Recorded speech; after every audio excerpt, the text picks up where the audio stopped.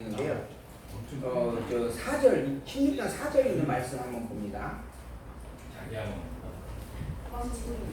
16장 4절.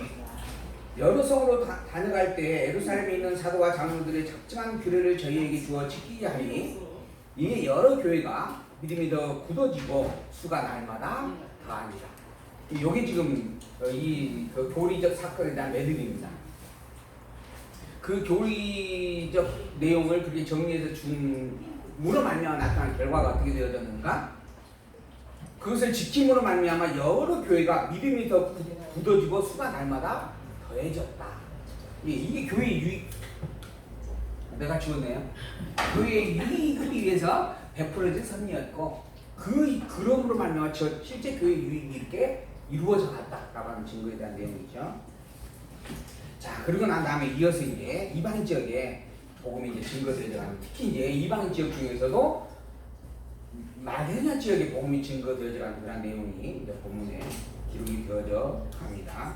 그래서 16장 6절에서 10절 바울이 환상을 보고 마게도냐로 가게 되어진다. 아까 우리가 봤던 내용이죠.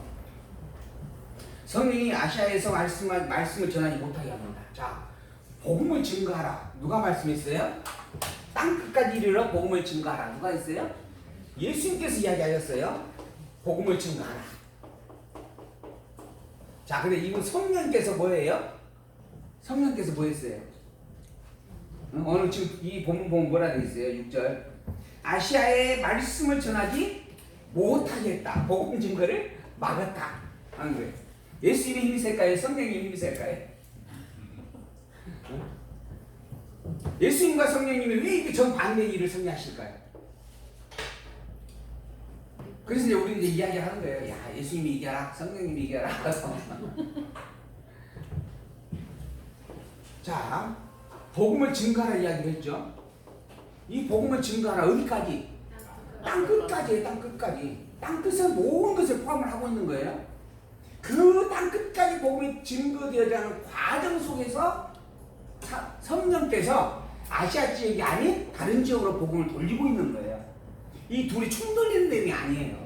근데 단순히 보면 예수님께서는 복음을 땅 끝까지 때를 얻든지 못 얻든지 무조건 증거하라 했는데 왜 성령은 그걸 가로막는 거냐? 이렇게 이제 단순하게 문장만 대비해서 보면 그렇게 문제제기할 수 있는 내용이 되는 거죠. 우리는 그렇게 안 본다는 거예요. 성경을 우리는 통찰적으로 본다 이거예요. 통찰적으로 전체를 한 덩어리로 본다는 거예요. 그러면 전체를 한 덩어리로 볼 때 이 두 개는 어떻게 연관지어서 해석하면 될 것인가? 얘는 땅 끝이에요. 모든 땅을 포함을 하는 거예요. 얘는 그것을 이루어가는 과정 속에서 있는 일들에 대한 이야기를 하는 거예요. 그러니까 이거 충돌될 수 있는 내용이 별로 다 아닌 거예요. 근데 이렇게 충돌되는 내용으로 보는 이유가 뭔가? 이렇게 통찰적으로 보니 아니하고 단편적으로 보니까 그러는 거예요. 한 구절 가지고. 그래서 복음을 증거하라는 이 구절 한 구절을 딱 읽고는 우리는 땅 끝까지 복음을 증거해야 됩니다. 어떠한 방해로 불구하고 때를 어떤지 못 얻더니 생명을 내걸고 복음을 증거하며 살아가십시다 라고 강조를 해요. 근데 이 복음을 읽고 나면 할 말이 있어요 없어요? 할 말이 없어요. 아니 땅 끝까지 복음을 증거하라고 하실 때는 언제고 성령 하나님이 그걸 못하게 막는데. 목사님 그 장면에서 저는 이제 정말 땅 끝까지 복음을 전하라 예수님 주께 말씀하셨잖아요. 그렇죠. 근데 이제 바울이 복음을 전파하는데 그냥 핍박이 굉장히 강하고 예.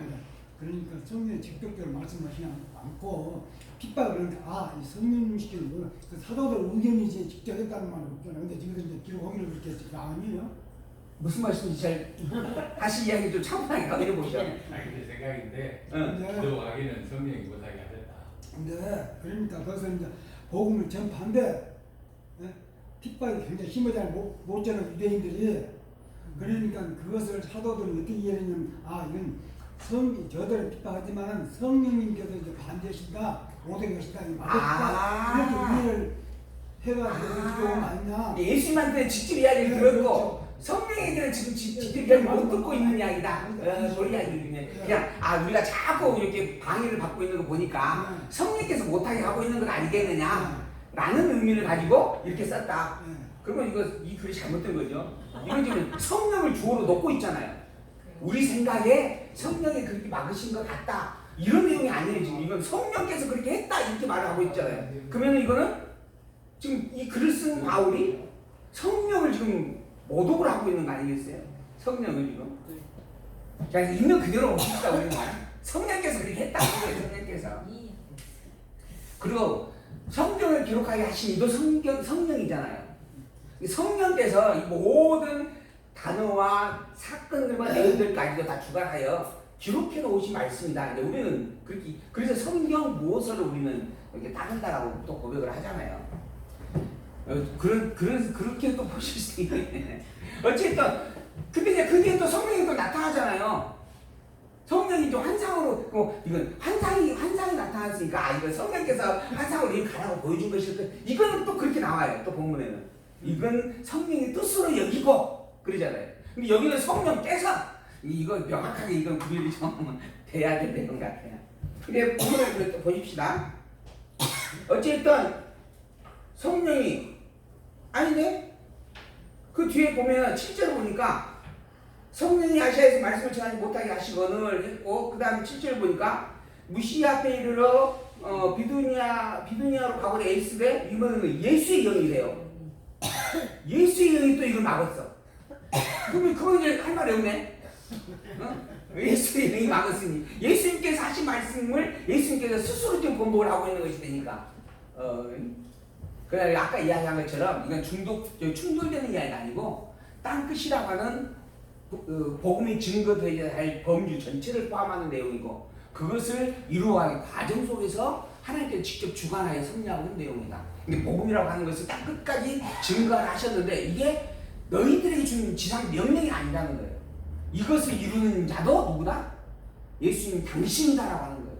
하나님 당신이 예수님의 영이 이 모든 것들을 이끌어서 글로 가기도 하고 글로 가지 못하기도 한다라고 하는 부분이죠. 그런 부분에서 확인이 되어서 성령하고 예수 영하고 다른 게 아니지 않습니까? 같은 영이 아니에요? 자 이제 그래서 이제 문제가 나와요. 성령. 자 이 성령을 보통 우리는 하나님의 영 그러죠. 하나님의 영. 근데 지금 그리고 지혜의 영 또 보혜사 거기다가 지금 여기 하나 더 붙였어요. 예수의 영이. 그러면 여기 하나님과 여기 예수는 같을까요, 다를까요? 같아요. 근데 본문에서 보게 되면 이 하나님은 주로 누굴 가리키냐면 성부 하나님을 가리켜요. 성부 하나님 또는 여호와 하나님을 가리키고. 그러면 지금 예수와 여호와는 일체라는 일체. 일체가 같단 말이에요. 같은 말이에요. 일체가. 그래서 이제 우리가 하는 이야기예요. 하나님 한 분이 하나님이시잖아요. 이 전체가 다 하나님이에요. 근데 이 하나님이 당신을 계시를 해요. 계시, 알려준다라고 하는 거예요. 알려준다라고 하는 부분에 있어서는 방법이 수만 가지가 있을 수 있죠. 수만 가지 방법이 있을 수 있습니다. 그 중에 하나가 세상을 만드신 거예요. 이 세상 이외에 천상계가 또 있어요. 우리가 알지 못하는 또 다른 세계가 있어요. 분명히 태초에 하나님이 천지를 창조했습니다. 천지를 창조해서 태초에 하나님이 계셔. 이 하나님 무한대예요. 무한대 하나님이 계셔. 이 하나님이 천지를 창조했어요. 천과 지를 창조했습니다. 근데 이 천지의 이 지를 가지고 윗물과 아랫물로 나누어요. 윗물과 아랫물로 나누어. 그리고 이 사이를 뭐라 그래요? 궁창인데 이걸 하늘이라 칭하신다고 그래요. 여기에 하늘이 있고 여기도 하늘 만드시는 거예요. 이렇게 하나님께서 근데 우리가 사는 세계가 그러니까 이 하늘 아래의 세계예요. 그러잖아요. 그러니까 지금 여기가 이것은 여기 제가 그나마 이 동그라미 안에서 좀 크게 그린 내용이지만 이것 밖에 궁창이 있고 윗세계가 있고 또 영원한 하나님의 영원 세계가 또 있는 거예요. 그러니까 우리가 안다라고 하는 것이 너무 참 척박한 겁니다. 그 너무 지극히 작은 거예요. 근데 이런 것들이 다 하나님이 당신을 증가하는 계시의 도구들이고 방법들입니다. 그 계시의 도구의 방법들 중에 윗물 세계보다는 지극히 작은 아랫물 세계, 먼지와 같은 존재의 세계를 만들어 놨는데 그 세계 속에 또 우리가 있는 거예요. 그래서 제가 영화를 한 편을 보고 그걸 잊지 못하고 기억하는 게 있는데 포레스트 검프라고 하는 영화가 있어요. 포레스트 검프인가 혹시 아셔요? 톰 행크스 나오고. 톰 행크스 나오는 영화. 그 제 첫 장면과 끝 장면을 저는 도저히 잊을 수가 없습니다. 근데 요즘은 하도 그런 기법이 많아가지고, 근데 그 장면 어떤 장면이냐면 깃털이 하나 나와요. 이 깃털이 하나 나오는데 이 깃털이 점점 하늘로 올라가요. 이 하늘로 올라가가지고 하늘이 보여. 이게 내가 지금 저 주인공이 있는 곳이 벤치 의자에 앉아 있는데 벤치 의자에 앉아 있는 그곳이 딱 있어요. 근데 그곳이 점점 작아지면서 그것이 하늘로 올라가요. 그러니까 하늘에서 이것을 봐요. 이것이 보여 안 보여? 안 보여. 근데 그 하늘에 있는 그것이 우주로 넘어가요. 근데 이런 기법으로 그게 영화가 마무리가 되거든요. 이 톰 행크스가 앉아 있는 이곳에 버스도 왔다 갔다 하고 노인네 할머니도 있고 어떤 할아버지도 있었어요. 그러니까 그 자기가 살아왔던 이야기를 쭉 주고받으면서 많은 이야기를 해요. 그런 세계에 대한 범주의 이야기가 담겨 있어요. 그 내용이 아주 적나라하게 기록이 되어집니다. 근데 그 내용이 위에서 보니까 점으로 보여요. 점으로. 그게 우리가 사는 세상이에요. 우리가 지금 두암동에 이 광주 희망교회를 이곳에 얻어가지고 이곳에 있는데 전에 있는 곳에 비하면 참 아늑하고 또 편안하고 또 좀 넓고 좋잖아요. 근데 이 부분이 이 세계 두암동이라고 하는 마을 위치에서 보게 되어지면 굉장히 작은 지도상으로 표현되는 좀 작은 한 모습으로 표현될 수밖에 없죠. 광주시 전체의 모습을 보면 보일까요? 대한민국이라고 하는 그 하늘 위성에서 보면은 보여요? 현미경으로 안 보일 겁니다. 그 지도에서. 하물며 지구 땅덩어리에서 보면 보일까요? 근데 우리는 지금 이곳이 넓다라고 생각하잖아요. 응? 지금 20분도 부족하다. 30분, 40분까지 채워야 된다. 이곳에. 그렇게 하고 있는 거예요. 근데 이 모든 것들이 다 하나님 당신을 알려주기 위한 계시의 방법들이었습니다. 도구들인 거예요. 그 도구 중에 하나로 세상이 존재하고 이 세상을 넘어선 영원한 속성을 담고 있는 영원한 나라가 또 존재하는 거예요. 하나님의 영원함 속에서 만들어진 윗물세계의 영원한 나라. 이게 사실 윗물세계도 만들어진 세계입니다. 이 천지를 창조하셨잖아요. 근데 이 윗물세계, 천지를 창조했고 더더구나 천지 안에서 이 땅을 가지고 또 윗물세계를 나누었거든요. 그러니까는 이 윗물세계라고 하는 부분에 대하여서 우리의 이 시각으로는 영원한 나라와 같은 거예요. 윗물세계가. 그 천사와 영물이 사는 세계라고도 표현을 하죠. 성경에서는. 그런 속성에 빗대어서 우리가 있는 이 지구라고 하는 땅덩어리는 너무 작은 덩어리입니다. 그런데 하나님께서 그런 영원한 속성 속에 담겨져 있는 세계를 넘어선 존재로서 당신을 또 드러내 계시를 해요. 그 영원한 하나님의 영원함을 드러내는 최고의 계시의 섭리를 뭔가 하면 성부와 성자와 성령 하나님이에요. 그걸 우리는 삼위격이다 이렇게 이야기합니다. 영원한 유일 진리 스스로 자존하시는 한 분이라는 표현도 그러지만 하나밖에 없는 그 하나님 한 분이 당신을 알게 하기 위하여 당신을 우리가 이해할 수 있는 개념으로 아버지와 아들과 영이라고 하는 관계를 나누어서 섭리를 해주시는 거예요. 그러니까 우리에게 있어서는 그 하나님이 우리가 이해할 수 있는 최고의 하나님이에요. 그리고 그 하나님이 눈으로 볼 수 있는 한계점에서 최고의 하나님인 거예요. 그래서 이스라엘 백성들에게 성부의 음성으로 나타내시고 성령 아예 직접 인간의 몸을 입고 이 땅에 오셔서 당신의 하나님의 힘을 보여주시고 성령은 불의 해 같은 모습으로 당신을 스스로 비유하여서 이렇게 보게 하시고 살피게 하신다라고 하는 거죠. 그 하나님을 통하여서 우리가 영원한 본질된 하나님을 하나하나 알아가고 있는 거죠. 그 속성 중에 우리가 사는 이 범주는 어떻게 보면 가장 작은 계시적 섭리의 가장 작은 도구일 수 있어요. 도구라고 봐도 무관할 부분들이에요. 그러니까 우리가 머물러 있는 이 세계를 가지고 하나님을 다 안다라고 하는 것, 알겠다라고 하는 것은 이거는 어불성설입니다. 그래서 하나님이 직접 너희가 이 세상에 있는 모든 것들로 나를 알 수 없으니 내가 직접 너희에게 내려와서 나를 보여주겠다. 그분이 아들을 오신 거예요. 예수 그리스도가 그런 분이다 하는 거예요. 그래서 이제 성부, 성자, 성령이라고 하는 부분, 그 위격으로 우리가 이해를 해야 될 부분들이지 한 분이냐, 두 분이냐, 같은 분이냐 이런 거 가지고는 다음에 조금 더 진지하게. 그리고 수요 예배 시간에 더 많은 내용으로 살펴드리도록 하겠습니다. 여기서 또 시간이 많이 갔어요.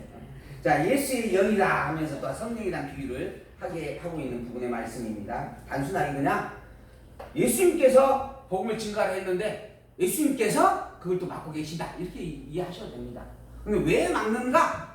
서로 이렇게 다른 성격으로 지금 예수님께서 마음을 변개하는 것인가? 그게 아니에요.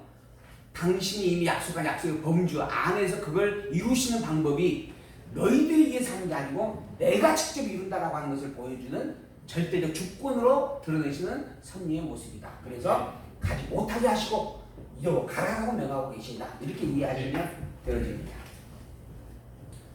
자, 그래서 드로아에서 떠나서 배로 떠나 사모리드리에로 직행하여서 이튿날 네아폴리로 가고 거기서 빌립보에 이르니 이게 다 지금 그 지도에 나타나는 지명들입니다. 그다음 마게도냐로 가는 지명들. 이는 마게도냐 지경 첫 성이요 또 로마의 식민지였어요. 이 성에서 수일을 며칠을 머물고 유하다가 안식일을 우리가 기도처가 있는가 해서 문 밖 강가에 나가 거기 앉았어요. 그 모인 여자들에게 이야기를 합니다. 드로아 성의 자주 장사로서 하나님을 공경하는 루디아라고 하는 여자가 마침 그 이야기를 듣게 되어집니다. 그리고 주께서 그 마음을 열어 바울의 말을 청중하게 하였다. 루디아라고 하는 이 자주장사, 이게 자줏빛 물감을 들인 천을 파는 장사, 뭐 이렇게 표현을 하거든요. 몇 개 자주장사인데 이 여인네가 그 우물가에 마침 앉아 있었던 거예요.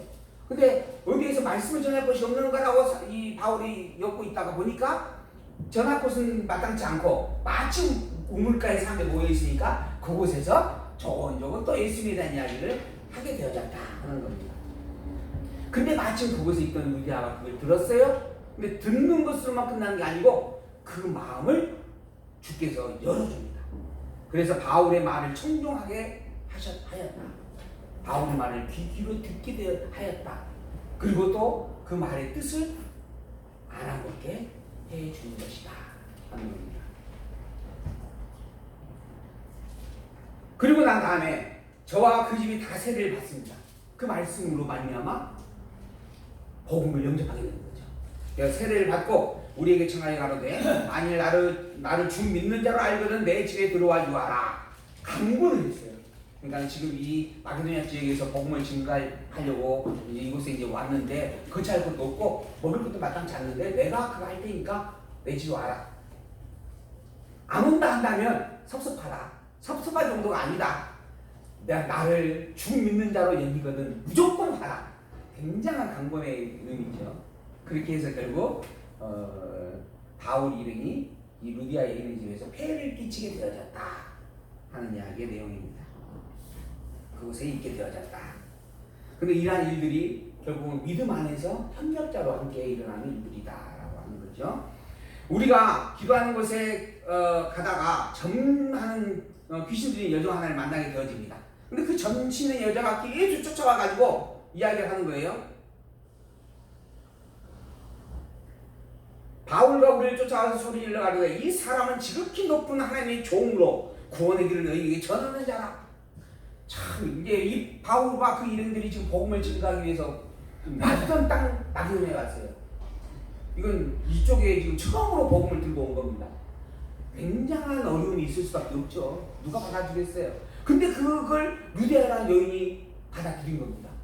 인간으로서는 쉽게 이해할 수 없는 일입니다. 근데 어떻게 가능했는가? 주께서 그의 마음을 주관하여 듣게 하였고 깨닫게 하였기 때문에 받아들였다. 이렇게 이미 이야기했잖아요. 그리고 난 그게 받아들였다 확인하기 위해서 세례가에 함께 동참을 했습니다. 그리고 난 다음에 그 이제 도움 속에서 이제 복음을 증거하러 다니는 거예요. 근데 이 정치의 여인이 귀신들의 여인이 계속 쫓아가면서 바울을 선전을 해주는 거예요. 야, 이 사람 대단한 사람이다. 지극히 높으신 하나님의 종이고 구원의 길을 너희에게 전달해주는 자다. 좋은 일일까요? 나쁜 일일까요? 좋은 일이잖아요. 그래서 바울이 떼벌을 뒀어요. 그 낯선 곳에 그렇게 목도 아픈데 대신 외쳐주고 있으니 얼마나 좋겠어요. 떼벌을 뒀어. 근데 며칠 동안 계속 하루만 그러는 게 아니라 며칠을 쫓아다니면서 하는 거예요. 그러니까 이제 슬슬 귀찮아지는 거죠. 더불어서 더 큰 문제가 뭐냐면 그렇게 이야기해서 소개가 됐으면 바울이 이야기할 때 참아줘야 되잖아요. 근데 바울이 이야기할 때도 소리를 지르는 거예요. 야, 내가 큰 사람이다. 야, 뭐라 그랬어요? 지극히 높으신 하나님의 종이다. 구원의 길을 너에게 전파하는 자다. 그러면 구원의 길을 먼저 가르칠 때는 들어는 줘야 될 거 아니에요. 듣도록 내버려 둬야 돼. 근데 그 길을 옆에서 계속 죽으냥상 소리를 지르는 거예요. 복음에 방해가 되는 거예요. 사람을 끌어들이는 일에는 도움이 되어졌을지 모르지만 복음을 전하는 그 일에는 방해가 자꾸 되어지는 거예요. 그걸 하루 이틀은 내버려 뒀어요. 근데 3일, 4일 되어지니까 더 이상 안 되겠다 해가지고 바울이 귀신아 나가라 해버렸어요. 그래서 점치는 귀신이 나가버렸어요. 그러죠? 귀신이 나가. 예수 그리스도의 이름으로 내가 내게 명하노니 그에게서 나오라! 귀신이 찍소리도 못하고 나가버렸어요. 이게 조용히 됐겠죠? 이제 복음을 증가하게 된 겁니다. 얼마나 또 다행스러운 일이에요. 근데 이제 이 문제가 발생을 하죠. 이 종으로 말미암아 돈을 벌고 있었던 주인이 있었어요. 그러니까 이 주인이 돈을 못 벌게 되어졌어요. 그래서 고소를 해요. 뭐 때문에 고소를 하는 거예요? 돈을 못 벌게 되어졌으니까 손해를 끼쳤으니까 는 손해배상을 해라 하고 고소를 하는 거잖아요. 근데 내용을 보면 그런 내용이 아니에요. 그 내용이 뭔가 볼까요? 20절입니다. 상관들 앞에 데리고 가서 말하되 이 사람들이 유대인인데 우리 성을 심히 요란케 하여 로마 사람인 우리가 받지도 못하고 행하지도 못할 풍속을 전한다. 이것으로 고소를 해요. 우리가 귀신 들린 여자 데려다가 부려먹고 돈 벌었다. 이거는 감추고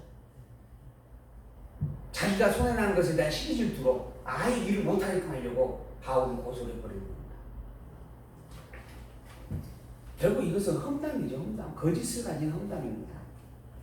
그래서 우리가 일찍 일어나 송사하니 상관들이 옷을 찢어 벗기고 매우 치하하여서 많이 내를 맞게 되어지죠. 바울이. 그러고 나서 옥에 가두어집니다. 간수에게 분부하여 든든히 지키라 하니 그가 이러한 영을 받아 저희를 깊은 옥에 가두고 그 발을 착고에 든든히 채웠더니 밤쯤쯤 되어 바울과 실라가 기도하고 하나님을 찬미하며 죄수들이 들었다. 자기 귀신 들린 여인의 귀신을 쫓아내줬습니다. 그런데 그 귀신이 상당히 센 명이 예수 믿는 사람 감히 사도 옆에서 같이 따라다닌다는 건 있을 수 있는 거예요. 그런가요? 저는 모르겠어요. 어찌됐든 쫓아왔대. 그래서 어쨌든 쫓아내셨어요. 그 여인은 정상이 됐으니까 참 다행한 일이죠. 그러니까 여인에게도 좋은 일이고 또 복음을 증가하는 데에도 이게 이제 하나의 표징이 되어지니까 너무 놀라운 일이 되어지는 거죠. 근데 그것을 못마땅하게 여기는 시기 질투자가 반드시 있습니다. 그로 말미암아 수매를 맞았어요. 그리고 손발에 아주 쇳덩어리 착고가 차여집니다. 그 지하 감옥에 가두어졌어요. 참 안타까운 일이 아니겠습니까? 근데 그 감옥에서도 바울은 찬양합니다. 이걸 누가 들어요? 간수들이 들었어요. 무슨 생각을 했을까요? 간수들이 무슨 생각을 할까요? 야, 저 참 이상한 놈들, 저 참 미친놈들 아니야. 응? 귀신을 쫓아냈는데 사실 그걸로 인해서 이렇게 손해봤다라고 하고 들어온 것도 아니고 오히려 다른 이야기를 좀 모함을 당해갖고 들어와갖고 거기다 어찌됐든 간에 뒤지게 매를 맞고 그리고 이제 착고까지 치워갖고 지금 감옥에 가둬져 있는데 거기서 뭐가 좋다고 실실거리면서 찬양을 부를까? 의아하지 않겠어요? 거기에다가 밤에 또 요상한 일이 생깁니다. 호련히 지진이 나가지고 옥토가 움직였어요. 문이 다 열렸어요. 모든 사람들의 메인 것들이 다 벗겨져 버렸어요. 그걸 본 간수장님들은 무슨 생각을 했어요? 야, 이거 큰일 났다. 이 죄인들이 다 도망갔을 것이다 하는 거죠. 근데 그 죄인들이 도망을 갔어요, 안 갔어요? 안 갔어요. 그러니 또 놀랄 일이에요. 그래서 아니 대체 당신들 왜 도망을 안 가요? 뭐라 그래요? 우리가 복음을 증가하는 자들이다 라고 하는 겁니다. 그래서 간수장이가 이 사람들 대단한 사람들이다. 정말 이들이 증가하는 복음은 참된 복음일 수밖에 없겠다. 그래서 영접을 하게 됩니다. 베드로 때에는 그런 이 베드로 때에도 이 똑같은 일이 있었어요. 베드로는 어떻게 했어요? 잠자고 있어요. 쿨쿨 자고 쿨쿨 자고 있었어. 쿨쿨 자는 것까지 내가 생각을 못했네. 그냥 똑같은 사건만 생각을 했네요. 근데 어쨌든 똑같은 사건만 생각을 해보십시다. 베드로의 때도 이렇게 다 문이 열렸어요. 그러고 나서 베드로는 냅다 도망을 갔어요. 그것도 성령께서 옆구리를 쳐가지고 잠자고 있는 베드로를 깨워서 도망을 가게 만들었어요. 근데 사도 바울은 똑같은 현상이 생겼어요. 묵혔던 게 다 풀렸어요. 도망을 가라고 풀었어요? 안 가라고 풀었어요? 가라고 불렀죠. 안 가라고 푸는 거예요. 안 가라고. 그러니까 안 간 거였어요, 바울은. 근데 그렇게 안 간 이유가 뭔가? 그걸 보고 그 간수장들이 예수님을 영접하게 된 거예요. 복음을 증거하는 방법으로 이 일을 섭리하시는 거예요. 이게 똑같은 일인데 베드로 때는 도망가게 하시면서 승리가 되어져요. 왜 그랬는가? 베드로는 곧 죽을 상황이었어요. 야고보가 이미 목이 베어졌어요. 그 상황에서 베드로가 잡혀간 거예요. 누가 봐도 베드로는 다 죽는다라고 이야기할 수밖에 없는 상황이었어요. 그래서 베드로가 나와가지고 문을 뚝뚝뚝 두드리니까 그걸 본 여종이 기절을 하잖아요. 기절을. 그러니까 안에 있던 사람들이 그 이미 베드로가 죽었다는 이야기고 그 영이 지금 우리한테 지금 마지막 안부 인사하러 마지막 인사하러 온 것이다. 이렇게 여길 정도가 됐다는 거예요. 그런 상황에서 베드로를 보호하기 위해서 베드로를 나가게 한 거예요. 근데 이 상황에서는 이 놀라운 일을 드러내면서 누구로 하여금 그 간수장애들로 하여금 예수 그리스도를 복음으로 영접하게 하려고 이 일을 행하였다라는 거예요. 그러니까 똑같은 사건들이지만 사건의 섭리 목적이 다른 거예요. 물론 그 중심은 같아요. 복음 때문에 살게 하고 복음 때문에 나누어서 증거하게 하였다라고 하는 거죠. 거기에다가 이미 찬송으로 분위기를 만들어놨어요. 베드로는 콜크 자고 있었는데 베드로는 또 왜 그 상황에서 찬송 안 하고 콜크 잤을까요? 그 너무 신앙이 좋아서 그랬을까요? 아니면은 이미 뭐 자포자기해서 그랬을까요? 참 이게 그렇게 이야기를 만들어가면 참 한이 없는데 어쨌든 베드로는 참 담대했던 것 같아요. 그 상황에서 죽든지 말든지 하고 근데 하나님께서 살려서 그 복음을 증거하는 자로 행하게 하시고 바울은 또한 직접 찬양을 통하여서 이미 놀래키게 하고 난 다음에 그럴 수밖에 없는 존재임을 보게 하여서 복음을 믿는 자로 간수장애들을 불러주게 되어지는 일들이 진행이 되어져 간다라고 하는 겁니다. 이 모든 일들의 중심은 복음을 위한 섭리다라고 하는 걸 우리가 살펴볼 수 있습니다. 그래서 이제 26절에서 34절 큰 지진으로 옥문이 열리고 바울이 간수에게 복음을 전했고 그리고 35절에서 이제 40절 30절입니다. 30절 저희를 데리고 나가 가로되 선생들아 내가 어떻게 하여 구원을 얻으리이까 하거늘 가로되 주 예수를 믿으라 그리하면 너와 내 집이 구원을 얻으리라. 참 유명한 말입니다. 요한복음 3장 16장 사도행전 16장 31절에 있는 말씀 주 예수를 믿으라 그리하면 너와 내 집이 구원을 얻으리라. 단 한 말이에요. 우리가 찬양하는 것도 우리가 감옥에 와 있어도 우리가 매를 맞아도 이렇게 기쁨으로 이 자리에 이 모든 상황을 견뎌낼 수 있는 것도 이 주 예수 그리스도 때문에 그런 것이다. 이 주 예수 그리스도를 믿는 자 그는 구원을 얻는다라고 하는 말씀을 줍니다. 그러자 그의 주의 말씀을 그 집의 사람들에게 다 증거해 주었다. 그러면서 자 그리고 난 다음에 35절 40절 이제 날이 샜습니다. 이제 그 밤새 그렇게 주의 말씀을 증거하면서 밤을 샌 거예요. 이제 간수장들하고 함께 복음을 증거하고 자 날이 샜어요. 상관들이 이제 어제 했던 일들에 대한 부분을 이제 되새겨 보면서 별 의미도 없으니까 그냥 내일 보내라라고 이제 그냥 이야기를 하게 되어지죠. 여기에 바울이 반기를 듭니다. 뭐라고 하냐면 자 이제 노예스의 평안에 나가라 하거늘 바울이 이르되 로마 사람인 우리를 죄도 정치 아니하고 공중 앞에서 때리고 오게 가두었다가 이제는 가만히 우리를 내어보내고자 하느냐? 우리는 로마의 시민권을 가지고 있는 사람이다 하는 거예요. 그런데 이제 그러니까 근데 그것에 대한 정죄도 하지 아니하고 살피지도 아니하고 그저 때릴 때 때리고 그 이제 별 의미가 없으니까 내보내라고 나가라고 조용히 그렇게 이야기하고 일 끝내려고 하느냐? 그럴 수 없다. 오히려 반기를 드는 거예요. 사실 로마 시민권은 그 이전에도 있었어요. 근데 매를 때리려고 할 때 왜 이야기를 안 했을까요? 이 로마 시민권이라는 이야기를 딱 하자마자 그 우두머리들이 쫓아와요. 그리고 난 다음에 이야기를 하잖아요.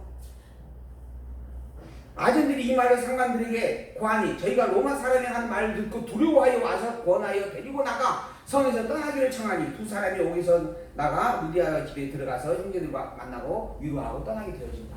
그러니까 감옥까지 쫓아오는 거예요. 그래가지고 두려워 떨면서 이 부탁을 하는 거예요. 바울에게. 우리가 잘못했다. 제발 일 크게 키우지 말고 제발 조용히 끝내고 나가달라 하는 겁니다. 이 정도로 로마의 시민권이 강한 힘을 가지고 있는 거예요. 근데 때리려고 할 때 왜 이야기를 안 했을까? 깜빡 일이 안 돼. 깜빡 잊어먹었어. 역시. 그리고 그리고 한 번 지나고 난 다음에 생각이 난다네 그럼. 그럴 수도 있습니다. 그러나 내용의 흐름으로 볼 때에는 일부러 감옥에 간 거예요. 누구 때문에? 간수장이 보험을 지키고. 그렇게 간 겁니다. 그러니까 간수장이가 꺼내가지고 편안하게 있는 상황에서 잘 밤을 지새잖아요. 아침으로 내 보내라는 말 듣고 하고 요청을 하죠. 자기가 다 보이고 보내겠다고. 그런데 당당히 이야기하는 거예요. 내가 내 말을 죄를 지은 것이 아무것도 없다. 더더구나 나는 로마의 시민의 권세를 가지고 있는 당당한 자다. 내가 증거한 복음이 잘못된 게 없다 이야기를 하는 거예요. 너희들이 와서 그걸 인정하고 나에게 사죄하라. 용서를 빌어라. 이런 의미 있죠. 그만큼 당당한 겁니다. 바울 자기가 증거한 복음이 진리라고 하는 사실에 대해서.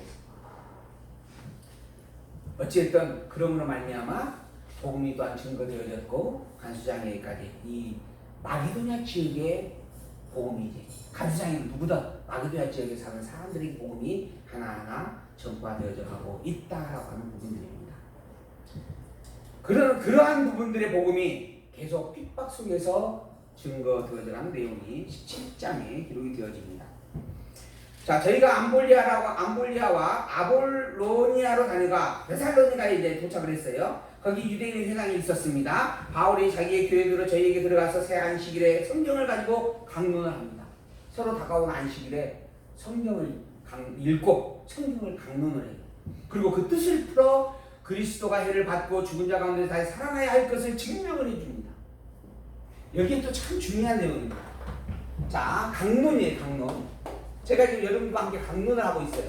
강론의 가장 기본적인 출발점이 뭔가? 성경이에요. 성경 본문을 읽습니다. 그리고 난 다음에 그 성경의 본문에 대한 내용을 해석을 해줘요. 해석을 해주는데 해석의 내용이 뭐냐 하면